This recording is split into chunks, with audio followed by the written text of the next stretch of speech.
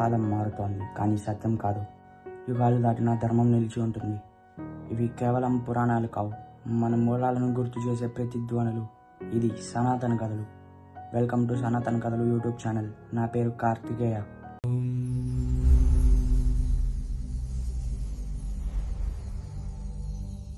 గోకుల గ్రామ ప్రజలు ప్రకృతి ఒడిలో ప్రశాంతంగా జీవించేవారు. ప్రతి సంవత్సరం వారు ఇంద్రుడిని ప్రసన్నం చేసుకోవడానికి ఘనమైన పూజలు చేసేవారు. వర్షాల కోసం ఆయన ఆశీర్వాదాలను కోరేవారు.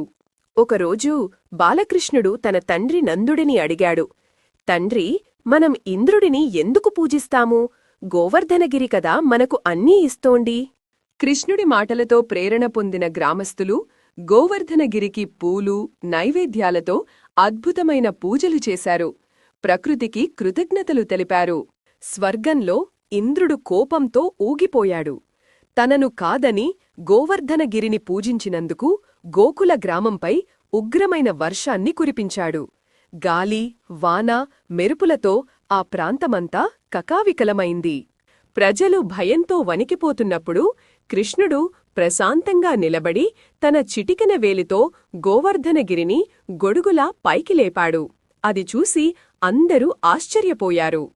7 రోజులపాటు వర్షం కుంభవృష్టిగా కురిసినా గోవర్ధనగిరి కింద ప్రజలు, పశువులు సురక్షితంగా ఉన్నారు. కృష్ణుడు నిశ్చలంగా నిలబడి వారిని కాపాడాడు. చివరకు ఇంద్రుడి అహం కరిగిపోయింది. మేఘాల నుండి కిందకు దిగి కృష్ణుడి ముందు తల వంచి, ప్రభూ, నా అధికార గర్వంతో కళ్ళు మూసుకుపోయాయి, నన్ను క్షమించు అని వేడుకున్నాడు.